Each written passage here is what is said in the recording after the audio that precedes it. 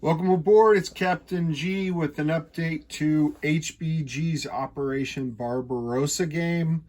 This is the Soviet Turn 5, which is January, February 1942. All right, so a couple things going on here. We'll start in the north. For attacks, the Soviets continued their artillery harassing fire, barrages into this time this city zone south of Leningrad. The difference being these forces, all three threaten Leningrad, but this is the most direct threat, closest threat to Moscow. So I'll weaken that one, and these guys would have to move through. On to harassing fire number 2 here in the center. So this was just one artillery rolling, and he did get a hit, so that cost the Germans an infantry. And number 3 was down here with the battle between the holdouts in Odessa and the Romanian harassers. So artillery fire there didn't yield much. So those are the 3 harassing fires. The red dice are the air attacks.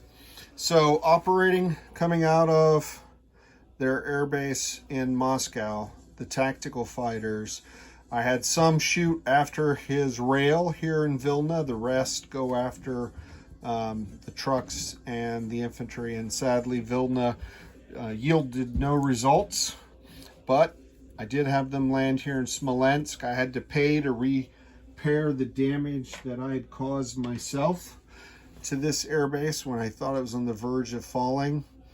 And I'm putting my aircraft, you'll note, the same strategy as the Germans, as Flak 88. I'm putting them on an airbase, expecting muddy weather. And if they were not on an airbase, they would be grounded. So wanted to avoid that.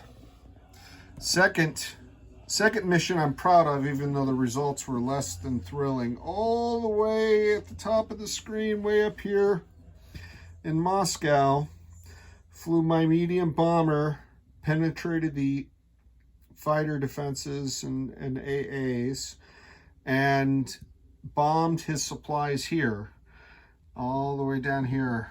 Only got one. I had 2 medium bombers rolling multiple dice, but they're only hitting on a 3, and I only got 1 hit. So weakened his supplies, but then they were able to return to Crimea, which has a fully operational airbase that I had not destroyed. And then my tactical bombers coming out of Kharkov swept down. I wanted to destroy this bridge, so I sent 2 of them after the bridge to try to cut off this zone from supply again. They missed the target. The other 3 I sent, he had 3 trains here, and 1 after each train, because those are strategic assets.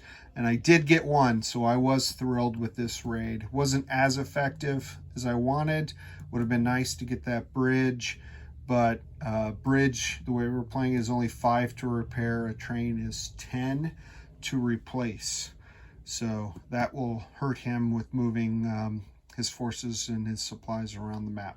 So happy with that, and then landed them down here, also in Sevastopol at the airbase.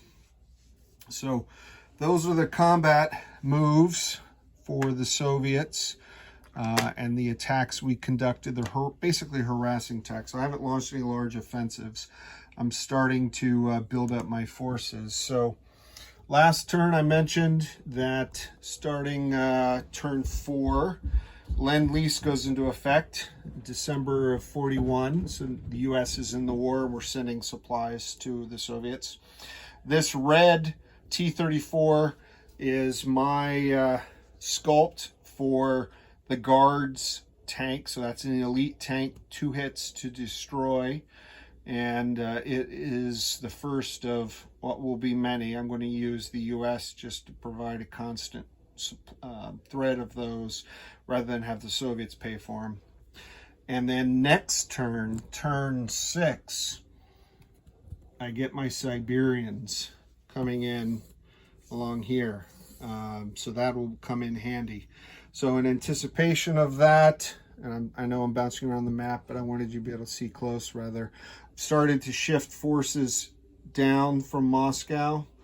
I still have a large force here and in Smolensk to counter anything coming out of Leningrad.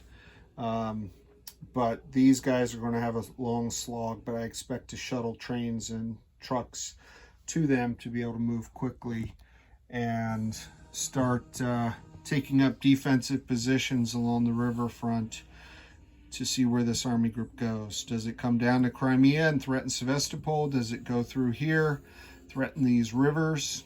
Does it make a hard turn to try to surround this Donetsk, which I had to reinforce with additional infantry after his heavy attack, as well as fortify with supplies? We'll see.